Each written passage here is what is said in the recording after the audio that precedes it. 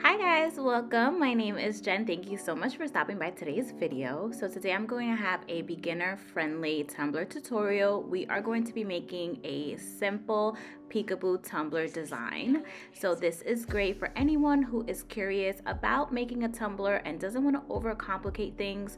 Or if you're not a beginner tumbler maker, you can just hang on with me and leave any tips and tricks in the comment section down below. All right, so let's get started.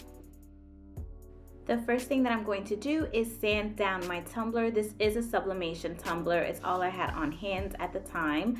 And I'm going to give that a good sanding to roughen up the surface. And then I'm going to use some alcohol and some coffee filters to clean the dust off. If you did not know, coffee filters are lint-free, so you don't have to worry about any of that sticking to your paint or your surface. For the first layer to attach our glitter, we're going to be doing the epoxy method, and I'm going to use about 7.5 milliliters of epoxy, and honestly that's way too much.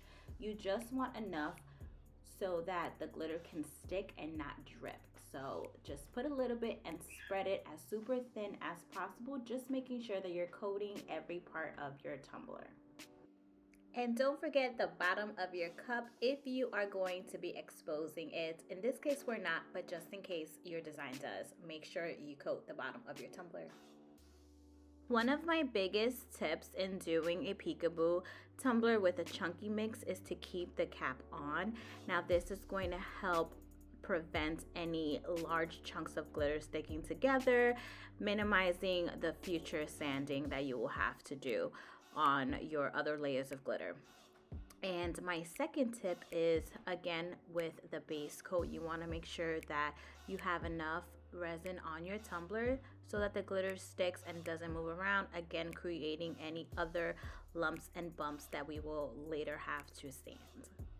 Tip number 3 is to flatten your glitter while the epoxy has not cured yet. So once I am done fully coating my tumbler with glitter, I just take my gloved finger and ever so slightly tap down those chunky glitters that are sticking up.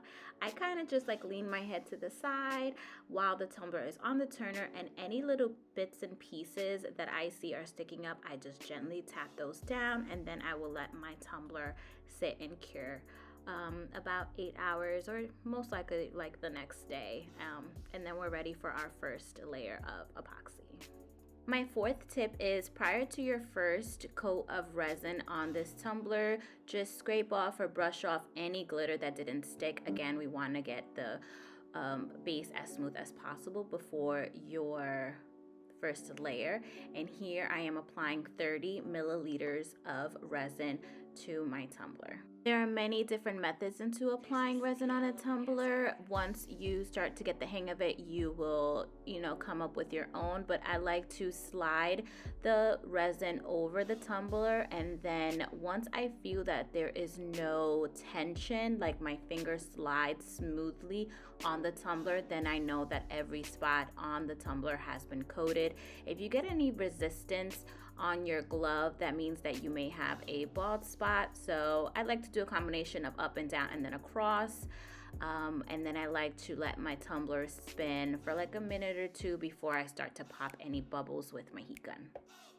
So now we are on the peekaboo element of this tumbler, and I have used stencil vinyl and gold foiling vinyl. The stencil vinyl is really easy to use. I created this on Cricut, and then I just made a very small offset. We're going to start with the stencil vinyl first, applying that to the tumbler, pressing it down as hard as you can. And I used my Dollar Tree transfer tape. If you haven't used the Dollar Tree transfer tape, you should give it a try. It works perfect, and you get a ton of products for $1.25. So yeah, I just applied the neem, and then I used the rose gold spray paint. I did 2 coats of the spray paint on this tumbler. I let it dry, and then we are coming back once it's dried to add another coat of resin. And between every coat of resin, you want to make sure that you are sanding, but all of your sanding has to be done before your spray paint layer. That's tip number 5.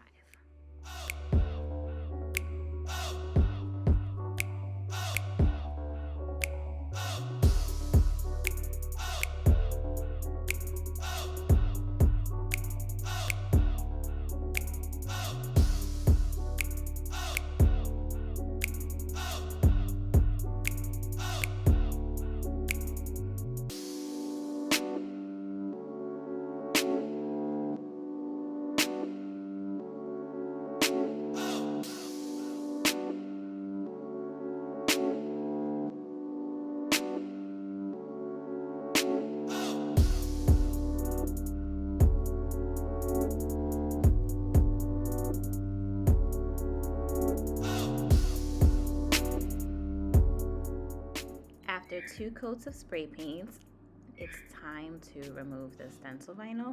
And in this step, you definitely want to take your time, go nice and slow, because you don't want to scratch your spray paint because this is unsealed. So just take your time, and then we are ready to epoxy.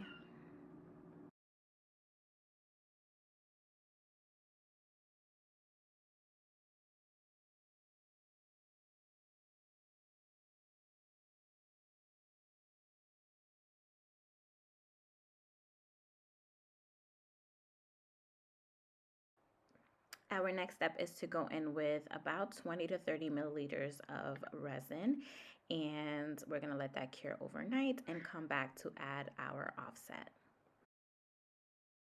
Once our tumbler is cured, we're going to go in and add our offset. This is metallic gold vinyl.